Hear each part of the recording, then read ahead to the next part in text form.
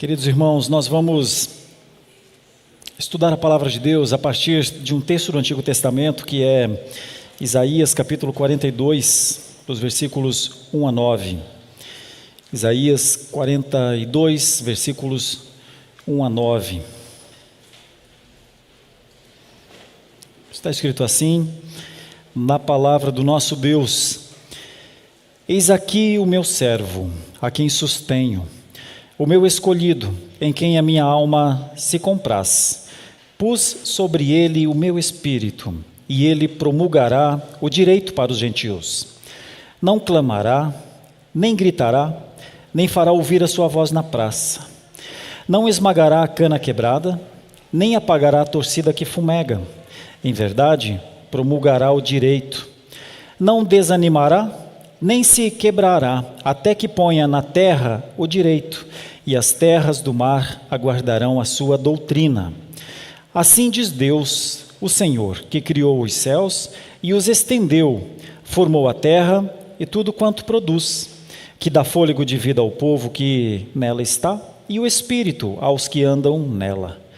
Eu, o Senhor, te chamei em justiça, tomar-te-ei pela mão, e te guardarei, e te farei mediador da aliança com o povo e luz para os gentios, para abrires os olhos aos cegos, para tirares da prisão o cativo e do cárcere os que jazem em trevas.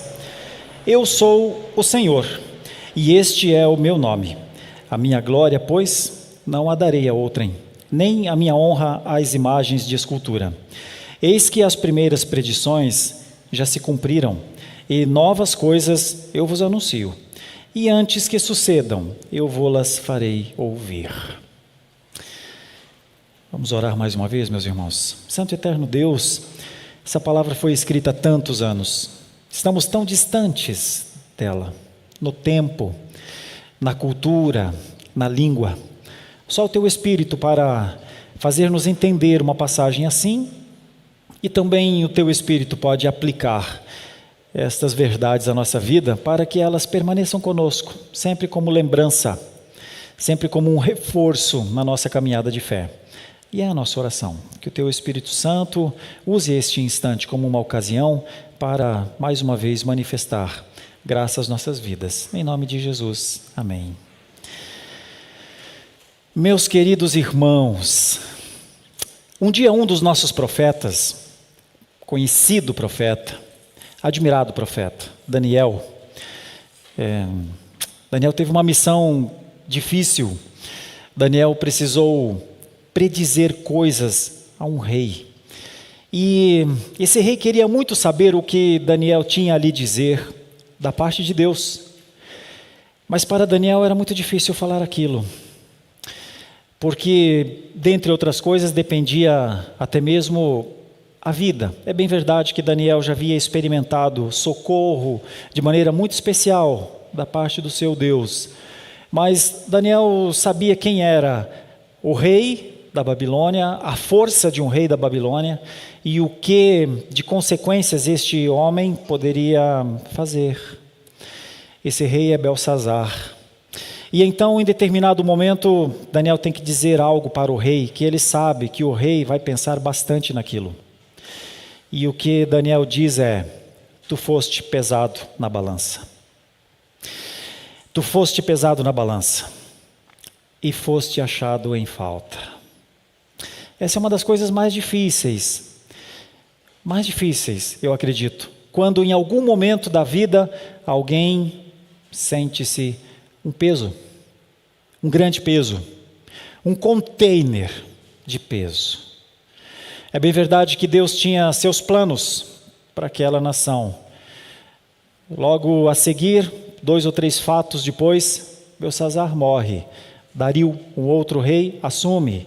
E então, dali para frente, nós temos uma história muito interessante. Dario é quem vai proclamar a liberdade do povo de Deus, justamente da Babilônia. De vez em quando eu volto para Daniel 5, 27, fico pensando: Santo Deus, que o Senhor tenha misericórdia de mim e não me pese numa balança para me achar em falta.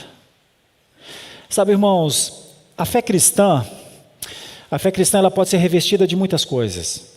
Ela pode ser revestida de aparência, de que está tudo bem só porque se está dentro da fé cristã. De que está tudo bem porque eu sou de uma família de origem cristã. De que está tudo bem porque eu fiz a profissão de fé. De que está tudo bem porque eu não tenho vícios, eu não faço da minha vida algo que transmita coisas ruins para as outras pessoas, então deve estar tudo bem. Mas quando o Senhor começa a me perguntar sobre como eu tenho vivido como um cristão e eu não consigo responder bem essas coisas, talvez eu comece a sentir um peso que eu não gostaria de sentir. Se o Senhor me perguntar, como vai a sua vida devocional, Sérgio?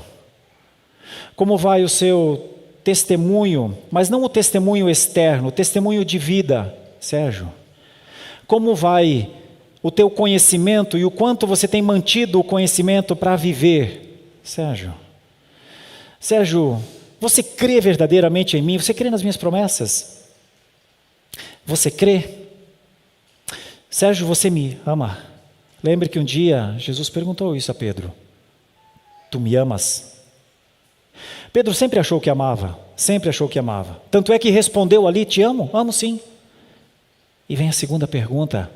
Sabe quando vem a segunda pergunta? Quando você achou que já respondeu na primeira. Senhor, tu sabes que eu te amo. E vem a segunda pergunta. Tu me amas? É como se ele pensasse, eu já respondi, agora há pouco eu respondi. O Senhor ouviu. Por que o Senhor me pergunta 2 vezes? Sim, eu te amo. Então agora resolvemos nossa situação, o Senhor pediu 2 vezes e eu te respondi as 2 vezes.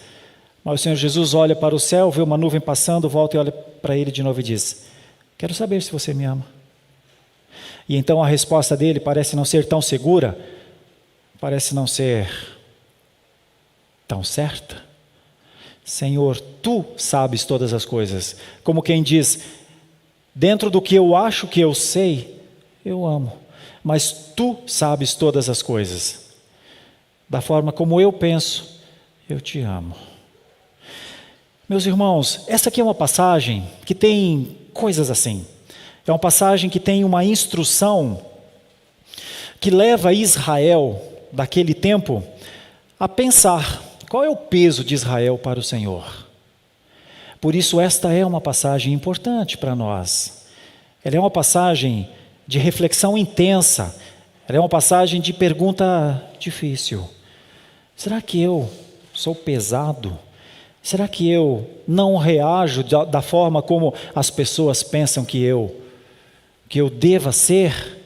O quanto de realidade tem entre o que as pessoas pensam de mim e o que eu sou?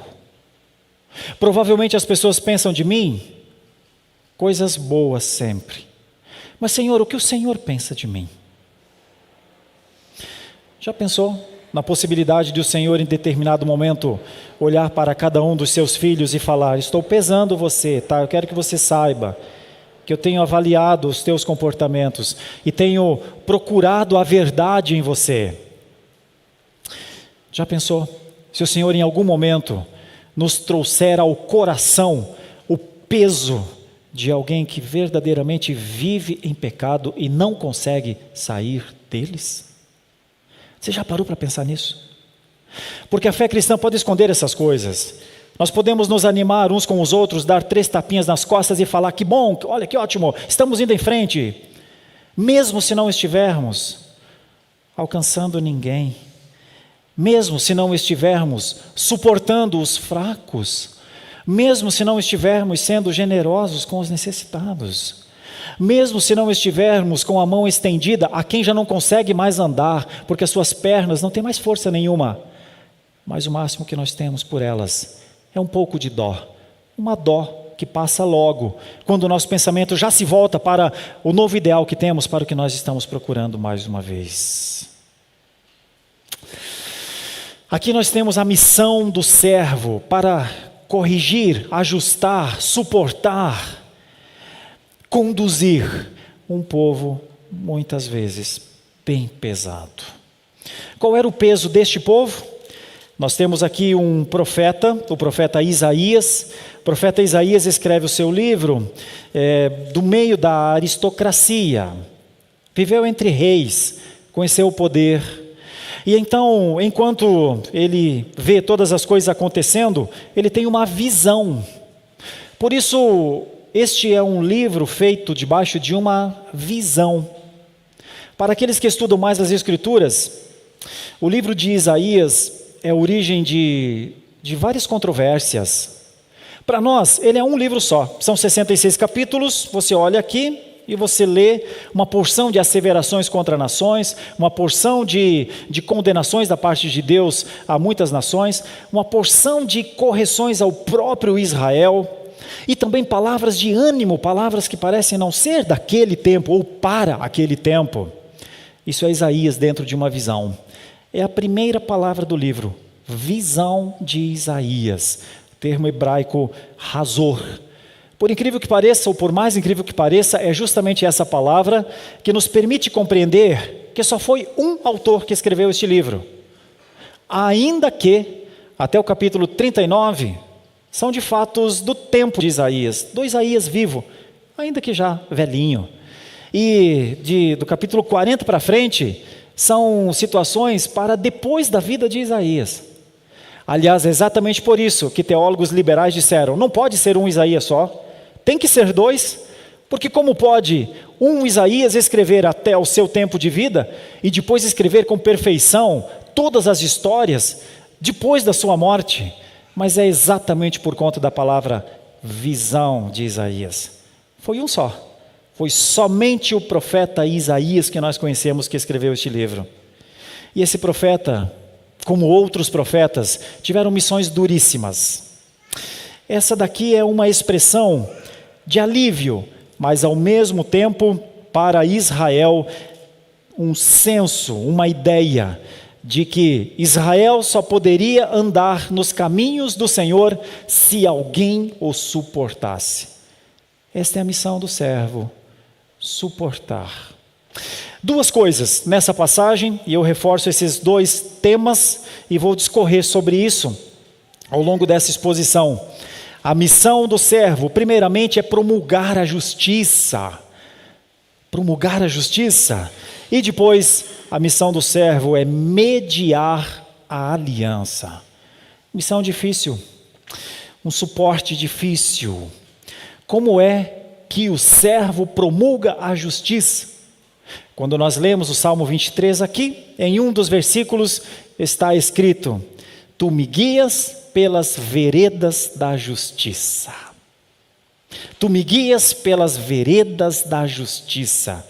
Mas que justiça? Imaginem uma balança, aquela balança antiga, em que o homem é pesado. E nessa balança antiga, o homem, quando é colocado nessa balança, o peso faz com que a balança vá lá embaixo. E então tudo está desnivelado. Fica claro o peso deste homem. Fica claro a dificuldade de suportar este ser. E então somente um servo, uma cruz para equilibrar essa balança e trazer de novo. Só uma cruz, o peso de cruz, acima do peso deste homem, do pecado deste homem. E então, de maneira miraculosa, ele é levantado como quem é levantado nos ares. Um peso inimaginável sendo levantado por uma força maior que ele. Se nossas crianças estivessem aqui, eu pediria para elas fazerem este desenho nessa noite. Uma balança em que de um lado tem uma cruz e do outro lado tem o coração de um homem. Um coração que nem sempre se acha tão pesado assim. Um coração que se acha muitas vezes um privilegiado, um amado, o Filho de Deus me amou e me salvou. Sem levar em conta que o nosso pecado nos assedia tenazmente, todos os dias. Mas nós nos revestimos de uma aparência de que está tudo bem, apesar dos nossos pecados. E nós vamos nos esquecendo de confessar os nossos pecados. E chega um dia que a gente realmente se pergunta, será que eu tenho pecados? Será que eu preciso confessar pecados todos os dias? Eu digo para você, Quando a gente não confessa mais nossos pecados, em última análise, é porque a gente acha que a gente não os tem. Porque se nós entendêssemos o que é o pecado para Deus, nós íamos querer nos livrar deles imediatamente. Mas se nós já não queremos mais nos livrar deles, provavelmente é porque não pensamos que eles ofendem a Deus. Bom, é para estes pecados, é para este estado, é para este Israel idólatra, de coração endurecido, que tem uma mensagem, a mensagem do servo do Senhor. O Senhor vem para uma missão. E qual é a primeira? É essa: promulgar a justiça. Vejam comigo no texto, primeiramente, vamos pensar aqui no texto e depois vamos procurar aplicar às nossas vidas. Veja quantas vezes aparece a palavra direito, nos versículos de 1 a 4, se você estiver com a Bíblia aí. No finalzinho do versículo 1, ele promulgará o direito para os gentios. Os gentios se sentiam os mais injustiçados que vocês puderem imaginar. Os gentios sempre se sentiram fora. Aqueles que conheceram os judeus sempre pensaram: é para eles, não é para nós. No entanto, agora, uma proposta, uma espécie, o termo inclusive aqui é como se fosse um benefício. A justiça não virá da essência dos gentios, assim como não virá do legalismo dos judeus. A justiça virá de outro lugar. O conceito de promulgará o direito, tem uma figura de linguagem daquele servo que vai à frente de um rei com sua carruagem enorme, com uma trombeta na sua boca, proclamando que o rei justo, o rei daquela nação está passando, um bom rei. E então, ao som daquela trombeta, alguém discorre um pergaminho e anuncia: o rei está entre vós, o justo rei. É neste sentido. Promulgará a justiça. Como promulgará a justiça? Vejam que aparece a palavra direito ainda. No final do versículo 3, promulgará o direito. E ainda no versículo 4, antes que ponha na terra o direito. Por 3 vezes, em 4 versículos, o direito. E como o servo cumprirá esta missão? Primeiramente, vejam as características de quem fala, porque é Deus que fala, é Yahvé que fala. Eis aqui o meu servo a quem sustenho. A ideia de Deus providente sustentando um servo numa missão. O meu escolhido, ou seja, o eleito, em quem a minha alma se compraz. E por que essa passagem nos leva a pensar em Jesus? Porque por 2 vezes no Novo Testamento, Deus disse exatamente isto. No momento do batismo de Jesus, diante de João Batista: esse é o meu filho amado, em quem me comprazo. E depois no Monte da Transfiguração, diante de Pedro, Tiago e João: este é o meu filho amado, em quem me alegro, em quem me comprazo. Ouçam ele, ou ouçam a ele. Pus sobre ele o meu espírito. Ou seja, todas as credenciais do servo estão fundamentadas na palavra de Yahvé. É por isso que depois Jesus vai dizer, lá no final, depois da sua ressurreição, a caminho já da ascensão, ele diz: toda a autoridade me foi dada nos céus e na terra, por isso, portanto, fazei discípulos. Mas como é a missão do servo? Olha coisas que o servo nunca fez, nunca fará. Não clamará, são 7 vezes a expressão aqui, são 7 expressões. Não chorará, essa que é a ideia. Não gritará assustadoramente, nem fará ouvir a sua voz na praça. Não esmagará a cana quebrada, nem apagará a torcida que fumega. Não desanimará, nem se quebrará, até que ponha na terra o direito, e as terras do mar aguardarão a sua doutrina.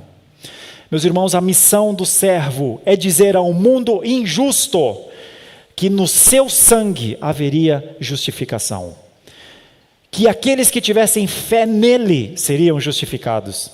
Seriam tratados como justos, como nós lemos aqui também no Salmo 32, os justos e os retos de coração. Quando nós olhamos para nós, não tem justiça em nós. Quando os gentios olham para si, não tem retidão neles. Quando os povos olham para si de verdade, descobrem que na verdade os povos vivem para os seus egoísmos, eles vivem para as suas vitórias pessoais, eles vivem para a demonstração do poder.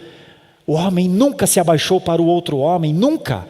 O homem sempre quis dominar o outro homem, sempre. Nós temos essas histórias em muitos lugares. Nós temos um missionário, Marcelo Carvalho, é missionário entre os Hupdat, talvez me falte a pronúncia exata. É uma tribo indígena, uma etnia indígena na Amazônia. E então ele trabalha com a etnia mais frágil, os Hupdat. Eles são pequenos, eles têm 1,30 m, 1,35 m todos. E eles acham que eles são desta forma, porque os Tucano, e não é Tucanos, é os Tucano com K, chegaram primeiro na terra, porque eles desceram da grande canoa, e enquanto desceram da grande canoa, pisaram na cabeça dos Hupdat. E então os Hupdat foram ficando baixinhos, porque os Tucano pisaram em suas cabeças. E então os Tucano chegaram na terra e dominaram toda a terra. E então quando os Hupdat quiseram encontrar uma terra, não havia, porque as outras etnias já haviam dominado tudo. E então esta etnia é serviçal dos outros. E então eles não têm um centro legislativo regional. E então eles não têm um cuidado de saúde. E então eles não têm leis de proteção. E os nossos missionários estão lá dizendo que o homem não deveria ser oprimido dessa forma pelo outro homem. Mas eles não conseguem entender. E então eles precisam ser evangelizados para compreenderem que a questão não é a outra tribo, que a questão não é ela como tribo, mas a questão é que todos pecaram e carecem da glória de Deus. Todos pecaram e carecem de um justo e justificador. Meus irmãos, o cristianismo pode ser revestido de lindas músicas, pode ser revestido de pregações eloquentes, pode ser revestido de líderes inspirados e inspiradores, mas o cristianismo pode esconder que pode ser pesado diante de Deus, e que os pecados escondidos, mas maquiados por eventos importantes, magníficos, vultosos, suntuosos, igrejas enormes, gigantescas, números. Quantos membros tem na tua igreja? Agora 3 mil, 5 mil, 10 mil, e aquela lá, naquele país que tem 50 mil. Sem pensar que uma igreja de 5 mil, 10 mil, 30 mil, 100 mil, 200 mil, pode ser, na verdade, a expressão do seu peso diante de Deus. Mas uma igreja pequena também pode ser pesada. Por isso, meus queridos irmãos, a justiça foi promulgada pelo justo, porque nós somos os injustos. O cristianismo real é o cristianismo que confessa o pecado, é o cristianismo que sofre pelos seus pecados, é o cristianismo que lamenta pela aparência e pela prática. Porque, meus irmãos, teatros fazem peças tão lindas, mas não são verdadeiras. São sinopses tão elaboradas, mas não há vida. A igreja é um local de vida, não porque ela a tem, não porque ela tenha o direito em si, mas porque um justo promulgou direito aos gentios, promulgou o direito aos gentios. Note que essa passagem ainda tem um link com missões, e veja, é Antigo Testamento, é Israel.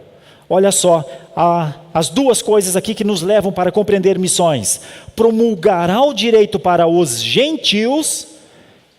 Se é Isaías que escreveu, então isso aqui está há 700 e tantos anos, antes de, mais ou menos, 6 séculos antes de Cristo para mais. E quando Jesus veio, os judeus ainda não toleravam os gentios. Então, quando Paulo, em determinado momento, diz: Deus disse que eu pregasse, pediu que eu pregasse, eu preguei, vocês não estão ouvindo, então me vou para os gentios. Os gentios eram considerados pelos judeus, e são considerados até hoje pelos judeus, como impuros, injustos. Então já desde aquela época nós temos uma linha de pensamento que vai para os gentios. É por isso que nós temos graça no Antigo Testamento também.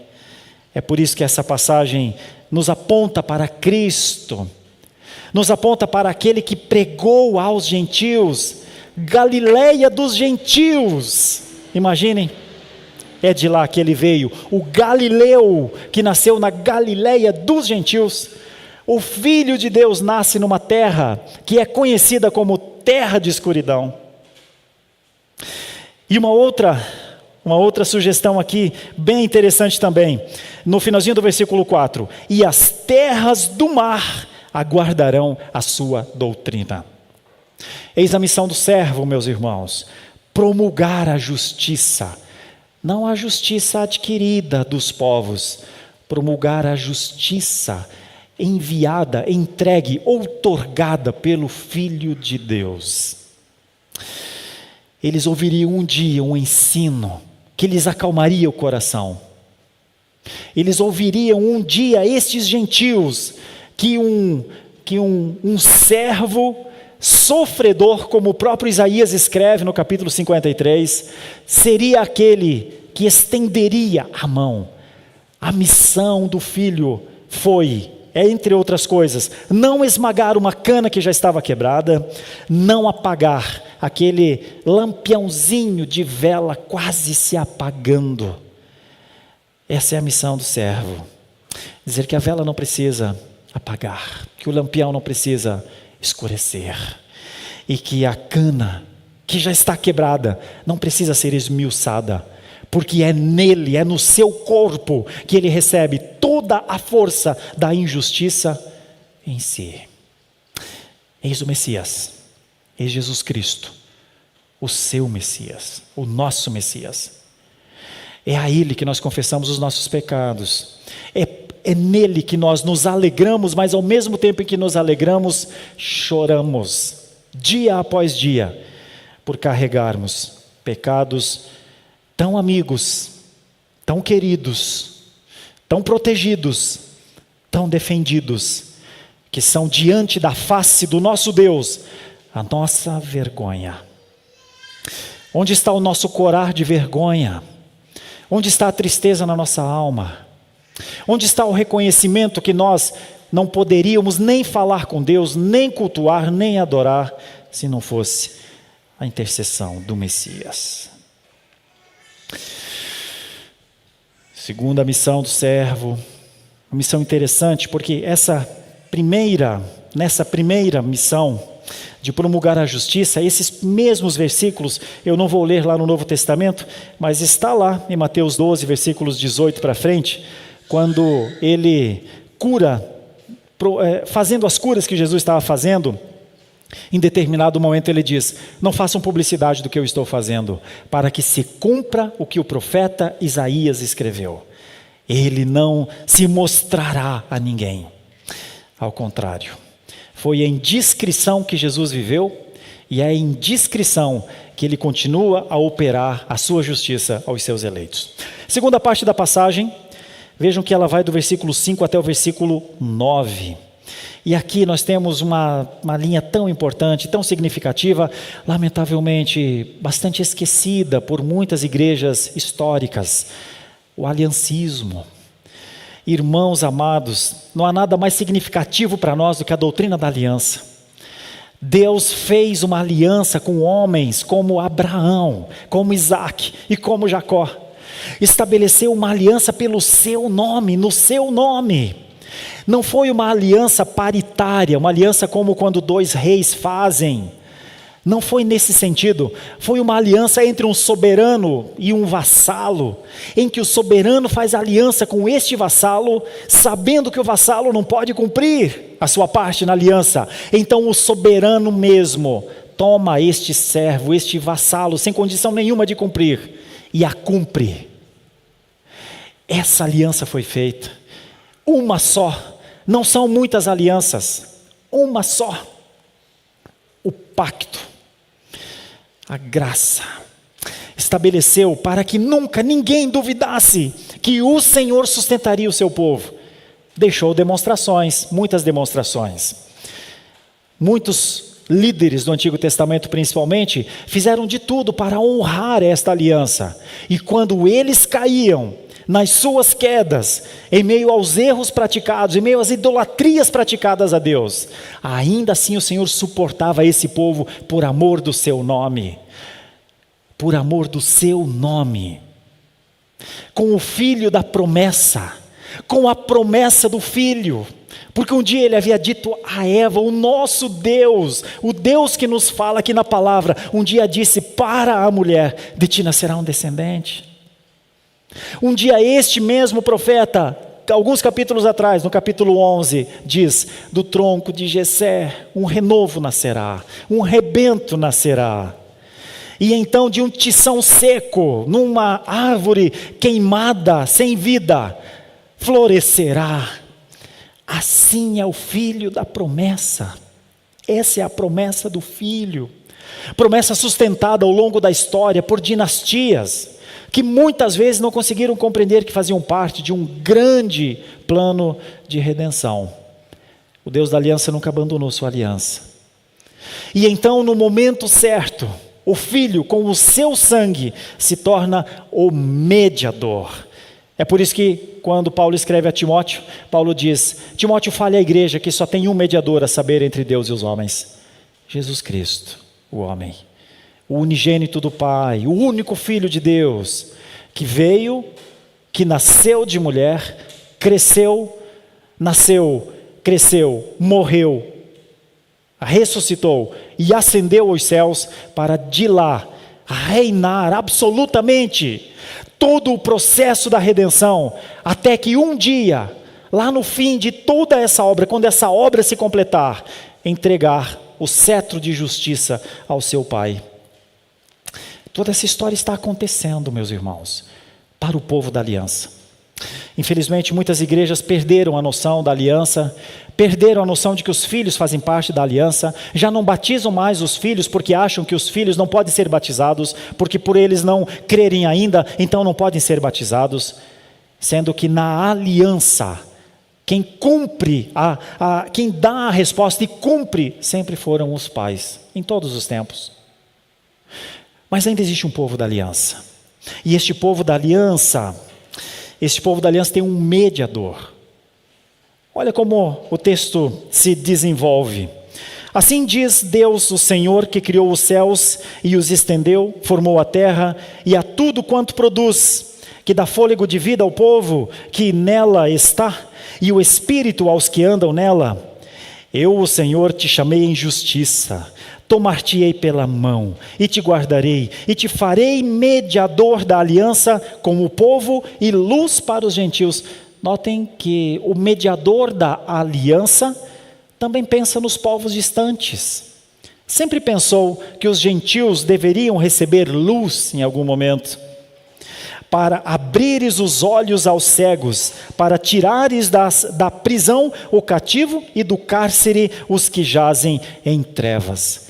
E novamente, nós temos um texto no Novo Testamento, que é quando o próprio Jesus, conversando em determinado momento, vejam só, você não precisa abrir o texto, mas ouve como Jesus fala dessa passagem.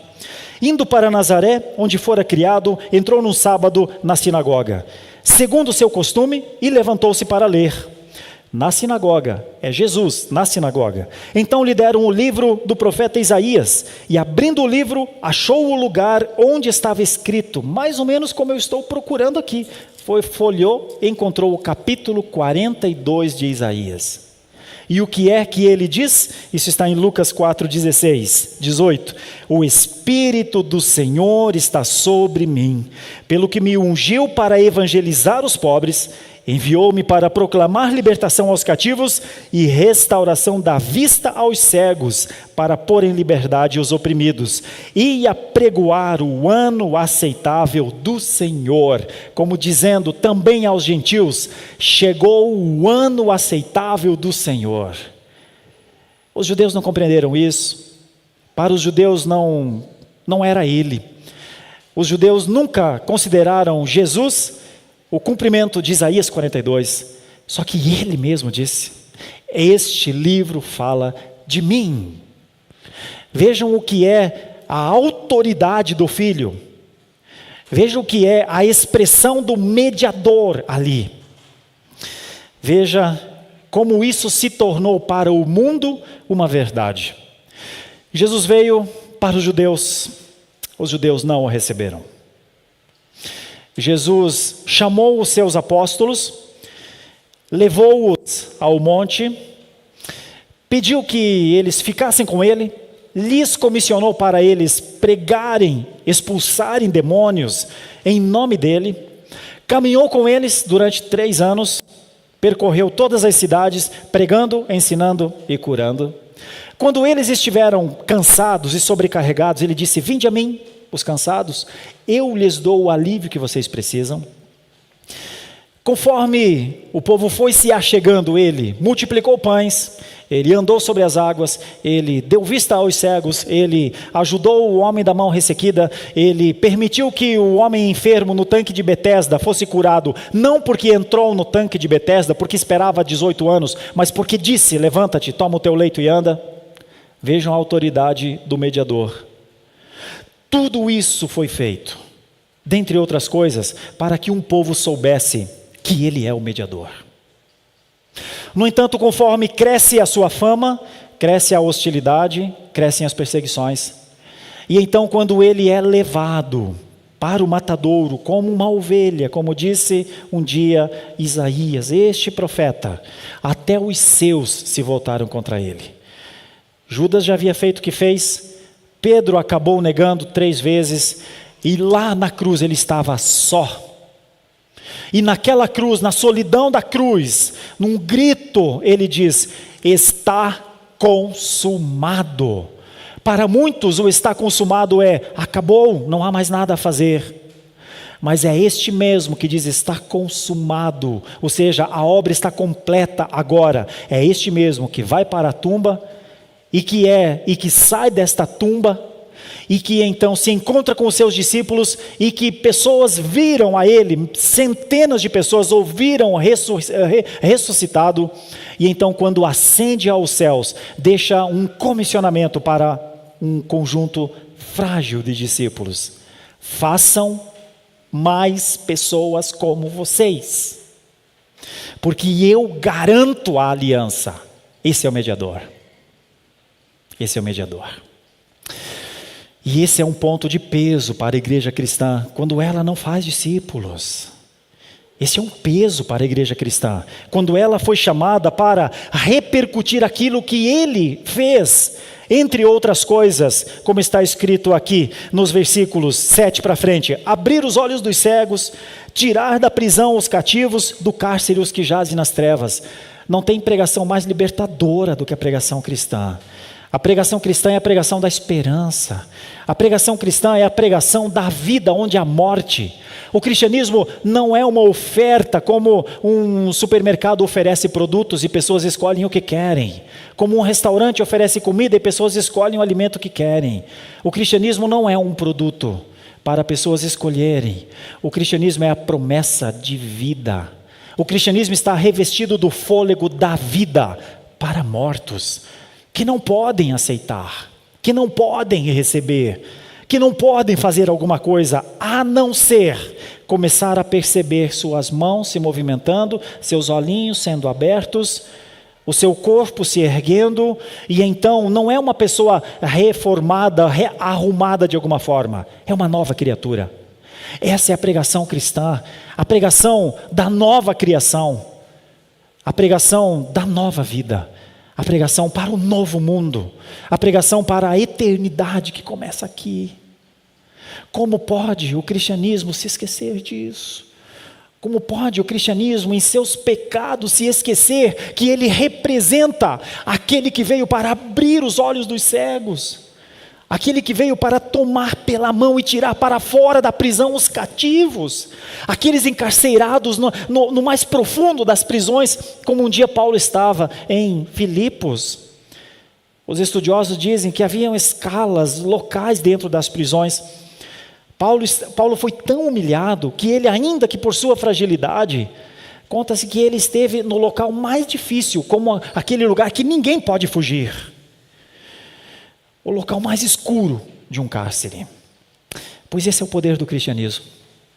O poder do cristianismo deriva de falas como um dia o próprio Jesus olha para um amigo que está dentro de uma tumba, morto há 4 dias, e diz: vem para fora. Lázaro não viria, só veio pelo poder da palavra. É o mesmo poder, é o verbo, é o logos que estava lá no começo, quando disse: haja luz.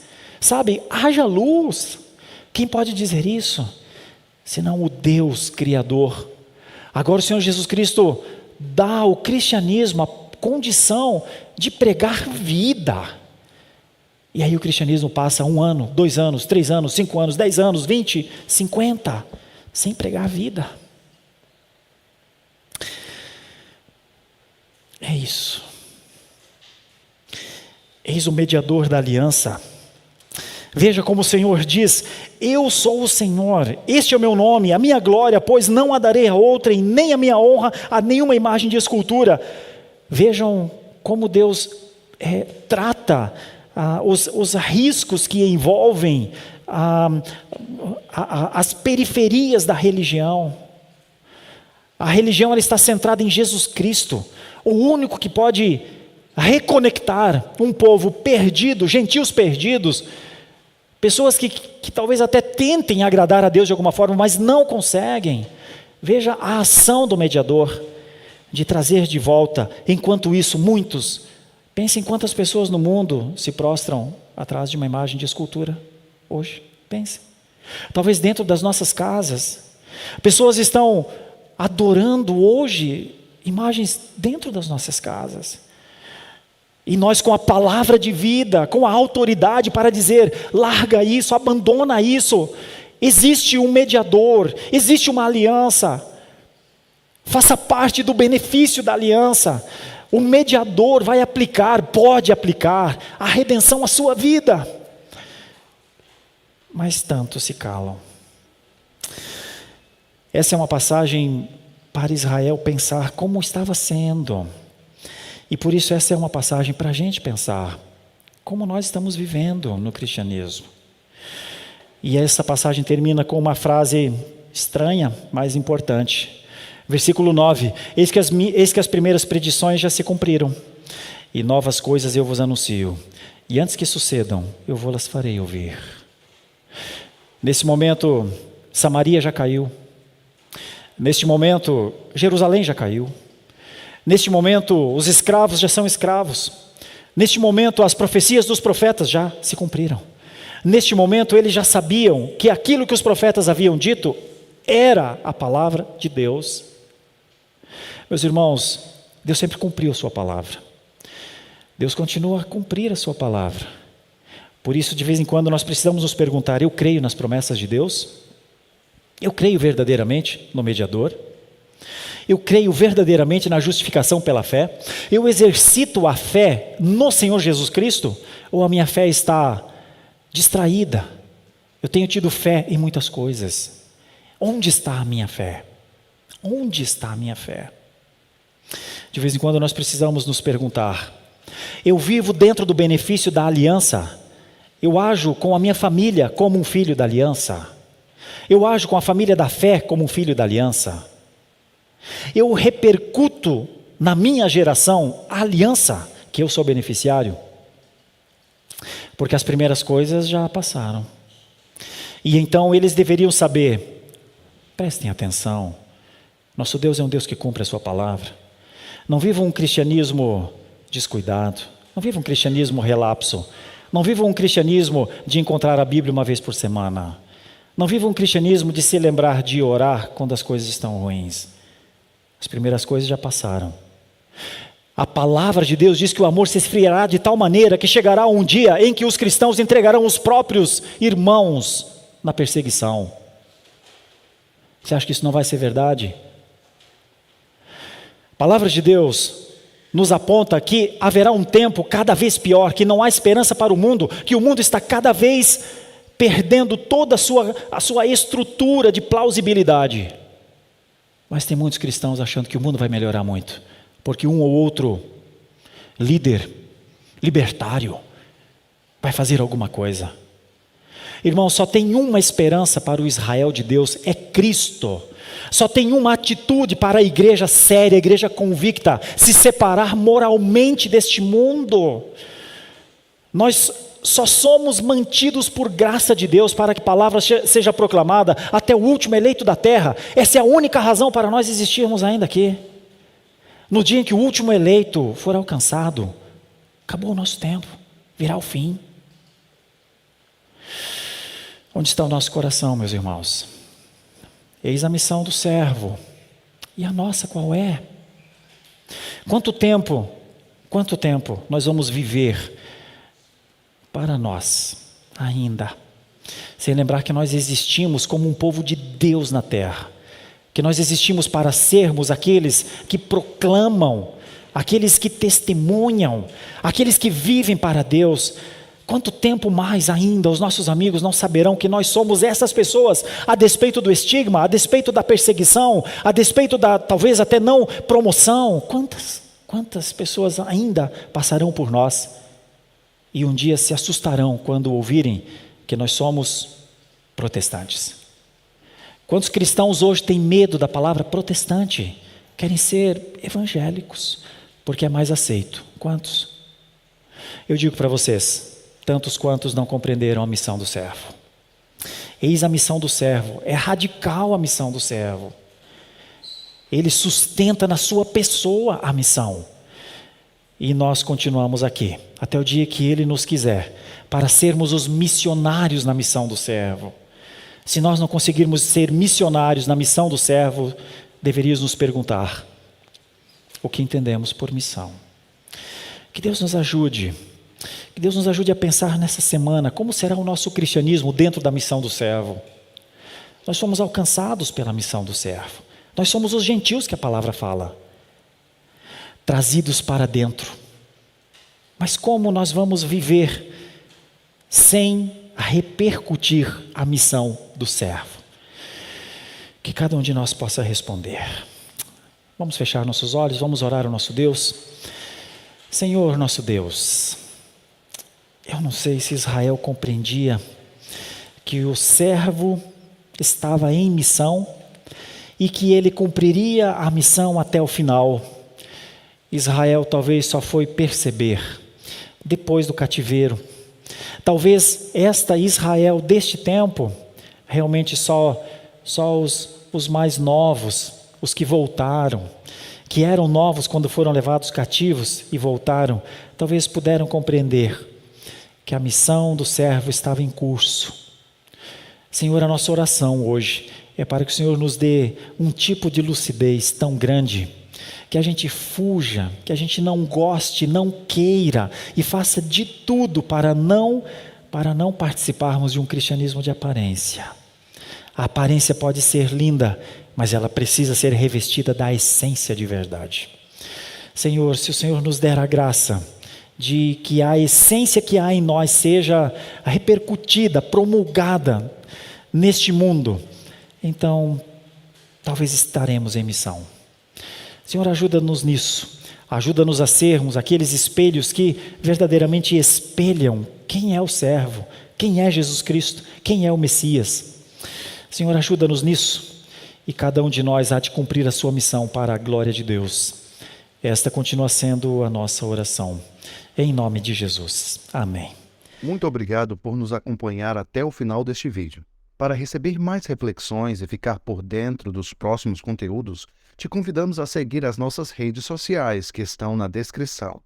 Alguns vídeos aparecerão na tela, caso queira continuar nos assistindo. Abraço e até a próxima.